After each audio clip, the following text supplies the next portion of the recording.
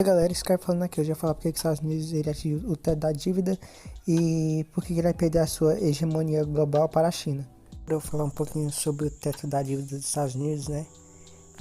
O governo dos Estados Unidos atingiu o limite estabelecido por lei para a tomada de empréstimos. O Departamento do Tesouro está tomando medidas para evitar o calote que poderia ser devastador para a economia do país, com repercussão para o resto do mundo. Atingido o teto da dívida significa que o governo não tem mais permissão para tomar dinheiro emprestado, a menos que o Congresso concorde em suspender e alterar o limite da dívida, que atualmente é de 31,4 trilhões.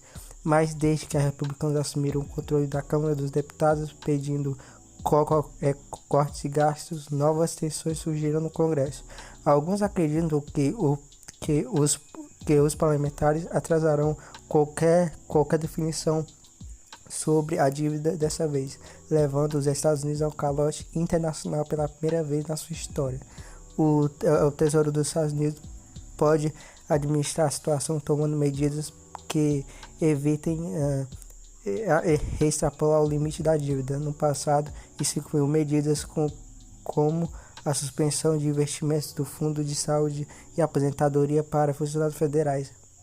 Posteriormente, esses investimentos acabaram sendo feitos com uma compensação de modo a manter o nível devido. Em uma carta de 19 de janeiro, a secretária do Tesouro, Janet Yellen, anunciou o período de suspensão de emissão de dívida, semelhante para o Fundo de Aposentadoria e Incapacidade de Serviço Civil. Esse é um cenário que analistas veem como uma catástrofe econômica. Alguns acreditam que as autoridades precisam fazer o possível para evitar a inadimplência e significa achar maneira de pagar juros enquanto outras obrigações não são pagas, como o pagamento de fornecedores de defesa, cheque de serviço social, recibos recebidos por aposentados em todo o país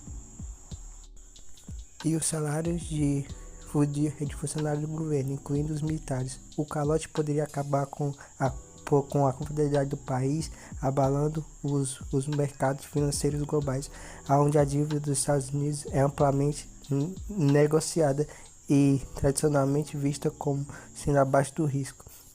Isso se deve à parte aos grandes gastos do governo durante a crise financeira e a pandemia, mas também há um reflexo do fato de que o país teve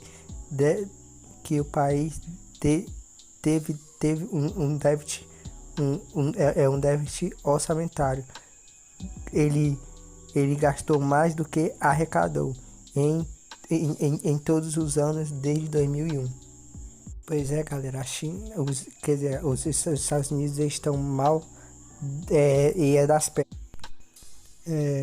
Aí com a economia dos Estados Unidos aos frangalhos, com isso a estimativa é que o PIB da China salte cerca de 15 trilhões em 2020 para algo em torno de 27 trilhões, ultrapassando assim os Estados Unidos na liderança econômica global.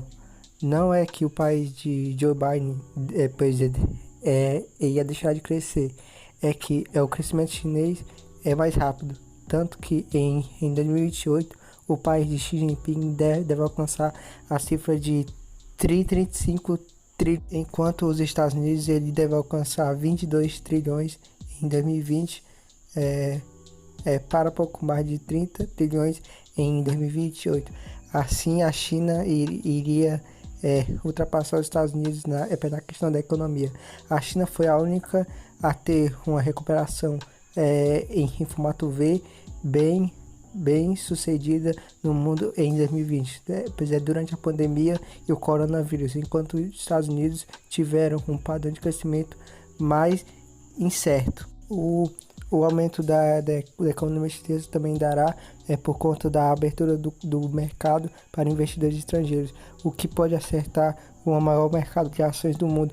Tanto o movimento de cerca de 12 trilhões na Bolsa de Valores de Shenzhen. A China oferece o maior potencial de retorno estimados para o mercado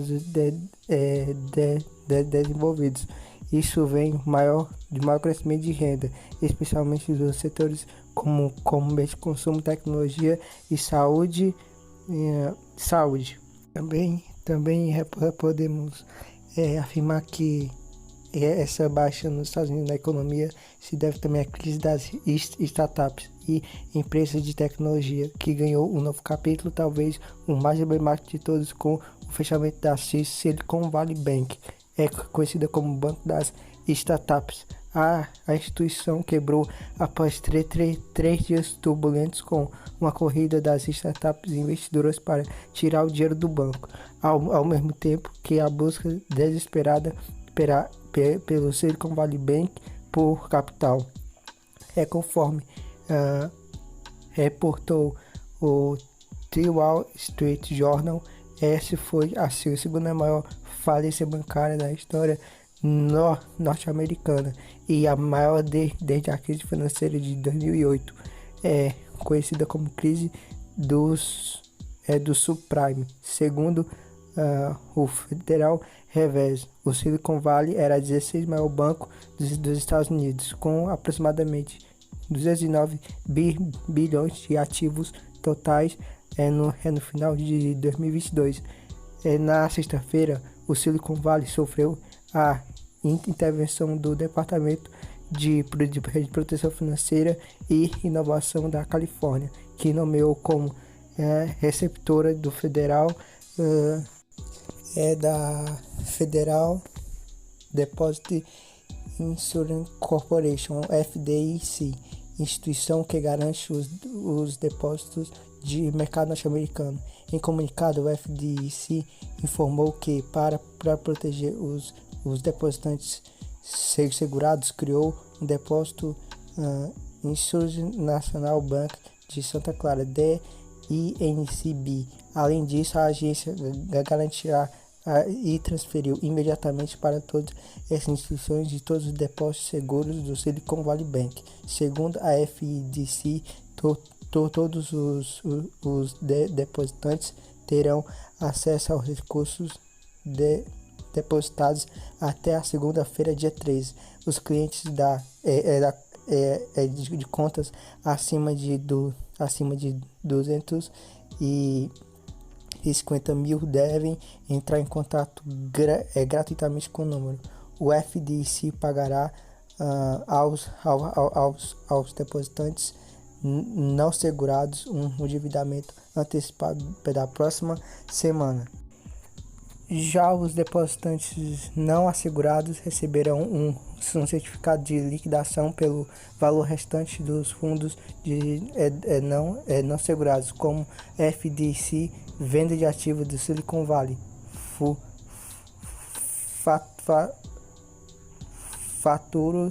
faturados dos pagamentos de dividendos podem ser feitos a depositantes não segurados, informou o órgão.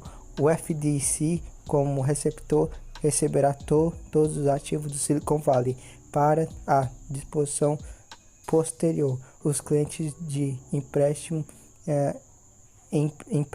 devem continuar a fazer os seus pagamentos normalmente, diz o comunicado.